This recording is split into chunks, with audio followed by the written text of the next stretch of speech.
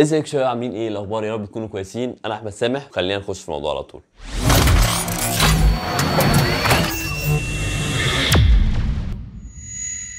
النهارده السبونسر بتاعنا رش ايثانول.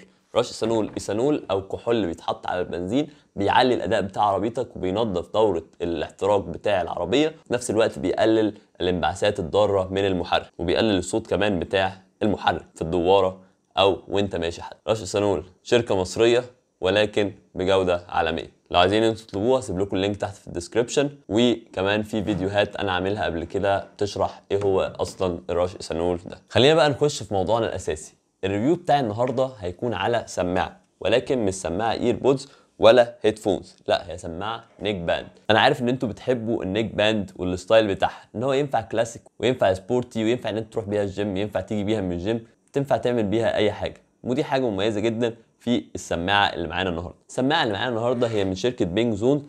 اول ما نزلت في السوق المحلي عملت ضجه حلوه جدا. بينج زون بشكل عام، وخاصه السماعه اللي معايا دي هي بينج سبورت ان 3. الان 3 اللي معانا فيها مميزات كتيره قوي من شوب نمبر 99. سيب لكم اللينك بتاعهم في الديسكربشن. طبعا برومو كود احمد سامح ريفيوز لو عايزين تاخدوا خصم على السماعه او على الايثانول بتاع رش ايثانول، اللي هسيب لكم برده اللينك بتاعها تحت في الديسكربشن. فخلينا بدون مقدمات كتير كده نقسم الريفيو الى اجزاء، ونبدا باول حاجه الا وهي الانبوكسنج. البوكس بتاعها زي ما معودانا بينج زون دايما بتكون شيك جدا، وبتميز ان هي بضمان سنه كامله بالبريميوم كواليتي بتاعتها. بنبدا بالمميزات اللي مكتوبه على العلبه: 60 ساعه تشغيل. 60 ساعه تشغيل ده عمر افتراضي كويس جدا للبطاريه بتاعتها في الشحنه الواحده. البلوتوث بتاعها فيرجن 5.0 مش احدث حاجه، ولكن بيأدي بشكل كويس قوي، بيفصل بعد ال 10 11 متر بعد عن الموبايل. بتدعم كمان التي اف كارد او الميموري كارد، تحطه في السماعه نفسها وتسمع اللي انت عايزه سواء قران او اغاني. وكمان دول بيكونوا بماجنتيك ديزاين حلو قوي، بيعملوا كليك كده حلو قوي. تعالوا نشوف جنب العلبه نفس الحاجات اللي احنا قلنا عليها، بما فيها المايك والسماعات بشكل حلو قوي. نفس الاربع حاجات او الخمس حاجات اللي احنا اتكلمنا عليهم. تيجي كمان 3 الوان: اخضر، ازرق، والجراي. الالوان بتاعتها حلوه جدا وممتازه. في حاجات مكتوبه كمان هنا: فيرجن بتاع البلوتوث 5.0، قلنا ترانسميشن باور كلاس 2 بيكون تايب سي بشكل حلو جدا، والرينج بتاعها 10 متر. اما الباتري كاباسيتنس بتكون 400 ملي امبير اور، وده بيديك 60 ساعه تشغيل، وبتشحن في خلال ساعتين لثلاثه. تعالوا نفتح العلبه. بتكون بشكل ماجنتيك حلو قوي، وده بيكون تصميم من جوه. هنا بتكون السماعه، هنا شويه شرح للسماعه والمداخل والمخارج بتاعتها. لو شلنا دي شفنا ايه اللي جواها، هتلاقي الكابل بتاع الشحن. طبعا هتستخدم بتاع الموبايل، مش هتستخدم ده عشان صغير قوي. وكمان التبس اللي في الودن عشان خاطر تظبط معاك، ولكن هي ثابته قوي في الودن. وكمان كتاب التعليمات اللي موجود فيه برضو نفس الحاجات اللي موجوده هنا، وشويه حاجات اضافيه موجوده في فوق. والنيك باند هيكون موجود بالمنظر اللي انتم شايفينه ده. الماجنت بتاعته حلوه جدا، وكمان الخامه بتاعتها حلوه. بعد ما خلصنا الانبوكسنج خلينا نخش في التصميم والماتيريال.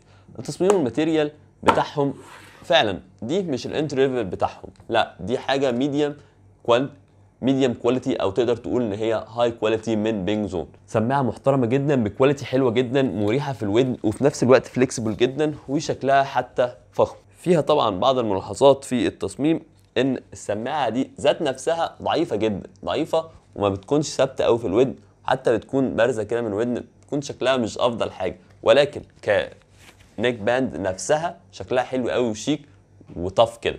وده بيديك بطاريه كبيره نسبيا، 60 ساعه تشغيل، تقعد معاك اسبوعين 3 ممكن شهر كمان تشغيل لو انت مش بتشغلها كل يوم 5 6 ساعات يعني. فدي حاجه مميزه جدا. والبيرنج بتاعها سهل جدا عن طريق اي موبايل عندك بمنتهى السهوله والشياكه. تروح بيها الجيم، تنزل بيها، لا. خلينا نخش بس على التصميم والماتيريال عشان خاطر ما نسرحش في المميزات. يلا بينا. بالنسبه للتصميم والماتيريال بتاع السماعه، فهو زي بالظبط بتاع البوكس. البوكس بتاعه فخم جدا ومتعوب ومتكلف زي ما انتم شايفين.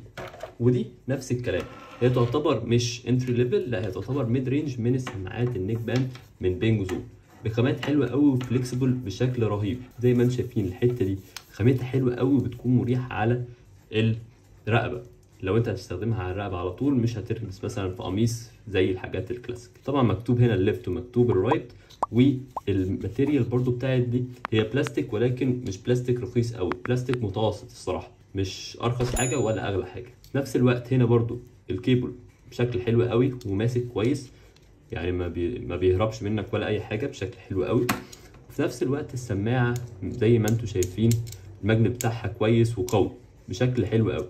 ودي زي ما انتم عارفين في تيبس موجوده جوه البوكس، خامتها حلوه وبتكون ثابته جوه الودن، ولكن منظرها ما بتكونش افضل حاجه جوه الودن، ولكن احنا بندور على العمليه فهتكون ممتازه جدا. وزي ما شفنا في الانبوكسنج بتاعها بيكون فيه تايب سي وميموري كارد وتعليه وتوطيه والاون والاوف بتاعها والبيرنج مود والانسر بتاع الفونز والديكلاين بتاع الكورس. بالنسبه للبطاريه، البطاريه زي ما قلت لكم 60 ساعه تشغيل. 60 ساعه تشغيل دي تعتبر مده كبيره جدا، تقدر ان انت تشحنها بالتايب سي بتاعها اللي موجود جوه هنا او باي تايب سي، وطبعا بشاحن 5 واط، ما تشحنش باكتر من 5 واط عشان ما يحصلهاش مشكله، او ممكن ما تشحنش خالص وتحس ان هي مش شغاله.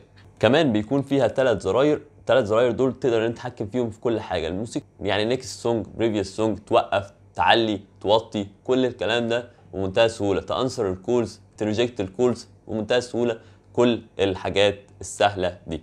وكمان بالنسبه للميوزك والجوده بتاعتها، فالصوت بتاعها مش اعلى حاجه، وده بيديك كواليتي حلو، يعني انت مش هتحس ان ودنك هتخرم، ودي حاجه كويسه برضه، هي صحيحه مش لازم يكون الصوت عالي قوي، يعني ده ما اثرش في الكواليتي ولا في البيس، الكواليتي والبيس بتاعهم محترمين قوي، وده حاجه حلوه في الفئه السعريه دي. وكمان طبعا فيها ميكروفون كويس قوي في المكالمات، مش تحس ان انت لابس سماعه، ولا اللي قدامك كمان هيحس ان انت لابس سماعه.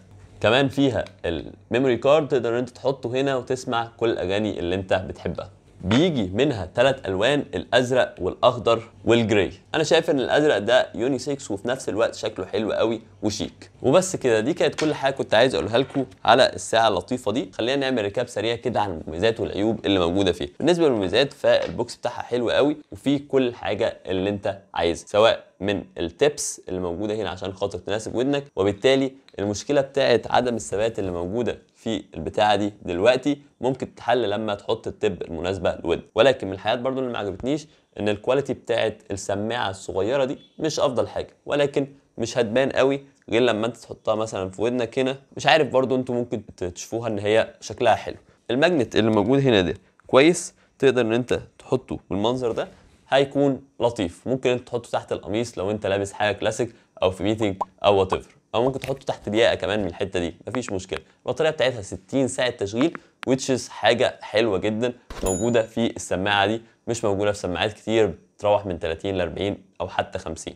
في اكتر من دي اكيد، في اكتر، ولكن ال 60 هتديك قيمه مقابل سعر ممتازه. الكواليتي بتاع الصوت حلو جدا، الصوت مش اعلى حاجه ولكن البيز ممتاز. كمان الميكروفون بتاعها حلو في المكالمات، ما بيحسش اللي قدامك ان هو فيه اي مشكله. البلوتوث بتاعها 5.0، وده بيديك مساحه لحد 10 متر عشان خاطر تتكلم بعيد عن التليفون بتاعك بكل حريه وتلقائيه ونفاذيه. اي حاجه تتشحن في خلال ساعتين او 3، ودي حاجه كويسه جدا ان هي تديك 60 ساعه تشغيل، دي حاجه حلوه جدا. والبطاريه اللي بتتشحن في ساعتين دي 400 ملي امبير اور، فبتتشحن بشاحن تايب سي، وبالتالي هو شاحن سريع او من فئه عاليه، وبالتالي بيشحن لك ال 400 ملي امبير اور من ساعتين ل3 ساعات ماكسيمم. وبس كده، دي كانت كل حاجه كنت عايز اقولها لكم النهارده. يا رب تكونوا انبسطتوا، يا رب تكونوا استفدتوا. ما تنسوش ان انتوا تعملوا شير ولايك وسبسكرايب وتفعلوا زر الجرس. خلاص هنعمل الجيف اواي بتاعت ال 10000 مشترك، لو لسه ما اشتركتش ارجوك تخش تشترك عشان خاطر فاضل تك. وهسيب لكم اللينك تحت في الديسكربشن عشان تشتروا السماعه دي، او عشان تشتروا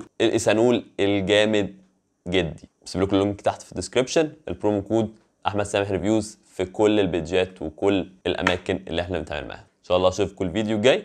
سلام.